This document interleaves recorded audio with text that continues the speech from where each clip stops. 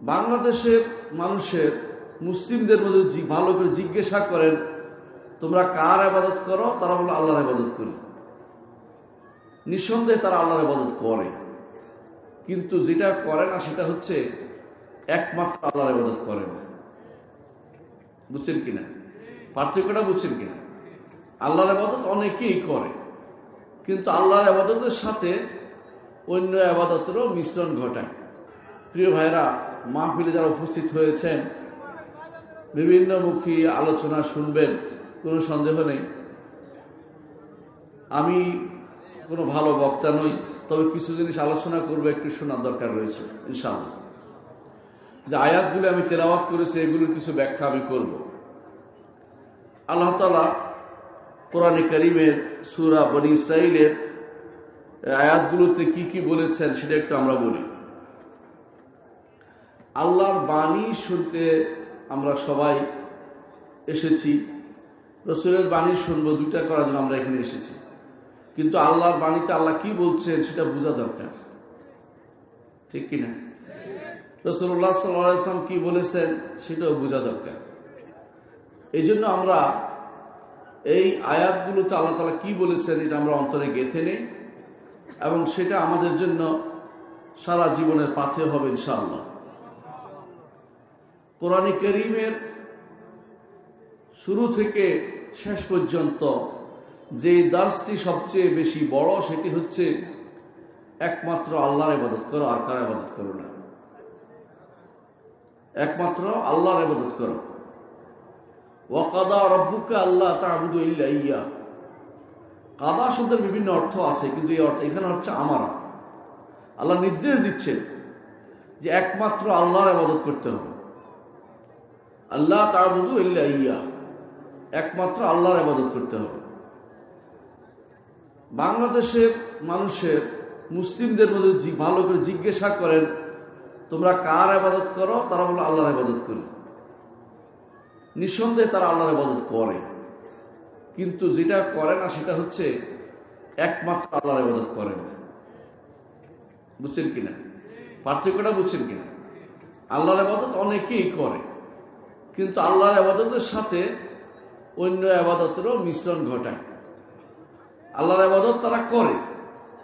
কোরআনে কারীম আল্লাহ তাআলা এই জন্য বলেছেন, ওয়ামা ইউমিনু আকসারুহুম বিল্লাহ ইল্লা হুম মুশরিকুন। তারা অনেকেই আল্লাহর উপর ঈমান রাখে, তবে ঈমানের সাথে শিরকের মিশ্রণ ঘটায়, শিরকের মিশ্রণ ঘটায়। এই যে আল্লাহর ইবাদত করতে হবে একমাত্র তার, ইল্লা ইয়্যাহ, তিনি ব্যতীত কারো ইবাদত করা যাবে না। ইল্লা ইয়্যাহু, এটা অন্য জায়গাতে আল্লাহ তাআলা বলছেন। কোরআনে কারীমে যেটা অন্য জায়গায় আছে লা ইলাহা ইল্লাহু, কোথাও আসছে লা ইলাহা ইল্লাল্লাহ আসছে। তাহলে বোঝা গেল, আবার নবীরা এসে একটা কথাই বলতেন, নবীরা, সমস্ত নবীরা একটা কথাই বলতেন, ইয়া কওমে ইবুদুল্লাহ মা লাকুম মিন ইলাহিন গায়রুহ। হে আমার কওম, একমাত্র আল্লাহর ইবাদত করো, আল্লাহ ব্যতীত তোমাদের আর কোনো ইলাহ নেই। সমস্ত নবীরা এই জন্য প্রেরিত হয়েছে, এবং কোরআনগুলো অর্থাৎ আল্লাহর বাণীগুলো সব এই জন্য নাজিল হয়েছে। এটাও কোরআনে কারীমে আল্লাহ তাআলা বলেছেন যে আল্লাহ তা'বুদু ইল্লাল্লাহ। কোরআনের কথা বলে আল্লাহ তাআলা বলছেন, কিতাবুন ফুসসিলাত আয়াতু সুম্মা উহকিমাত আয়াতু সুম্মা ফুসসিলাত মিন লাদুন হাকীমিন খাবীর। আল্লাহ তা'বুদু ইল্লাল্লাহ, আল্লাহ ব্যতীত কারো ইবাদত করা যাবে না। এটা কিন্তু কোরআনেরও দাবি।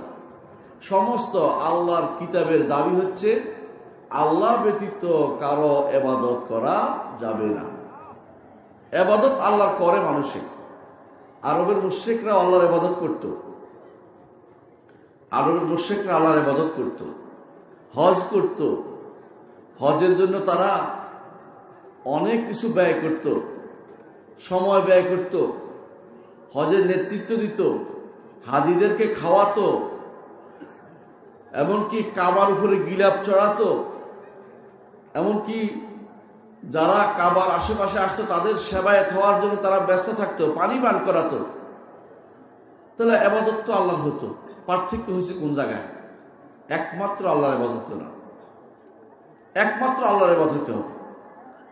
আল্লাহর নির্দেশ, রাসূলের নির্দেশ, কোরআনের বক্তব্য, সমস্ত নবী রাসূলরা যে বক্তব্যটা দিতে এসেছেন সেটা হচ্ছে একমাত্র আল্লাহর ইবাদত করো, আর কারো ইবাদত করো না। আবু জাহালের মতো ব্যক্তিও আল্লাহর ইবাদত করত, কিন্তু একমাত্র আল্লাহর ইবাদত করত না। আবু সুফিয়ান, তিনি ইসলাম গ্রহণের আগে তিনিও আল্লাহর ইবাদত করতেন, কিন্তু যেটা করতেন না, একমাত্র আল্লাহর ইবাদত করতেন না। এই জন্য তিনি উহুদের যুদ্ধে বলেছিলেন, অল হবল, হবলের জয় হোক। অথচ তিনি আল্লাহর ইবাদত করতেন। পার্থক্য হচ্ছে আল্লাহর ইবাদতের সাথে অন্য কারো ইবাদত করলে আল্লাহর ইবাদত করা হয় না। কারণ রাসূলুল্লাহ সাল্লাল্লাহু আলাইহি ওয়াসাল্লাম বলেছেন, হাদিসে কুদসিতে আল্লাহ তাআলা বলেন, হাদিসে কুদসিতে আল্লাহ তাআলা বলেন, আনা আগনা শুরাকা আনি শিরক, মান আমিলা আমালান আশরাকা ফীহি মাই গায়রি তারাকতুহু ওয়া শিরকা। আনা আগনা শুরাকা আনি শিরক, শরীক যারা করে তাদের থেকে অংশ নেওয়া থেকে আমি মুক্ত। আমি ধনী, ধনী বুঝেন না, আমরা বলে ধনী। আমি অমুখাপেক্ষী, কোনো অংশ নেওয়া থেকে আমি অমুখাপেক্ষী। আল্লাহ তাআলা বলছেন কোনো কিছু তিনি অংশ নিবেন না, তাকে দিতে হলে পুরোপুরি দিতে হবে। সালাত তার জন্যই পড়তে হবে, যাকাত তার জন্য দিতে হবে।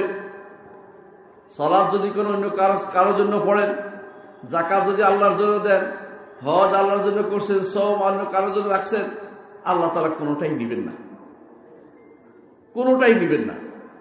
একটা শিরিক পাওয়া গেছে, বাকি সবগুলি বাদ হয়ে গেছে।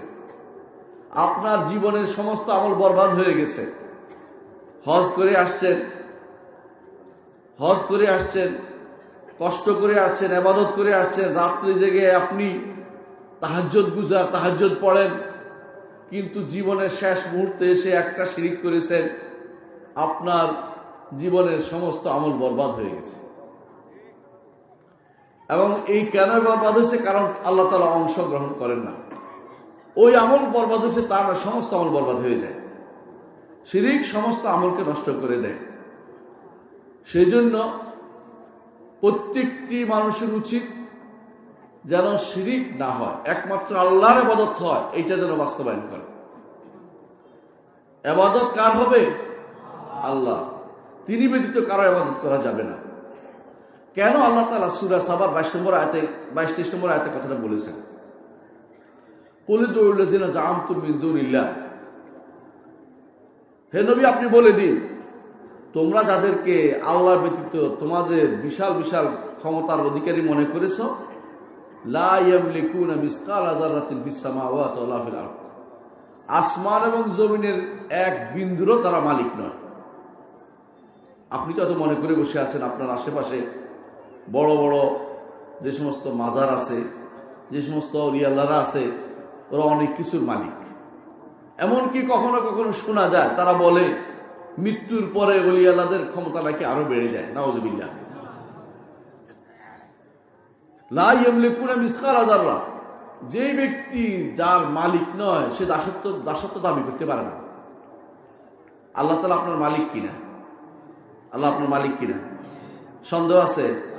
সন্দেহ থাকে তো ঈমান নাই, সন্দেহ থাকে তো ঈমান নাই।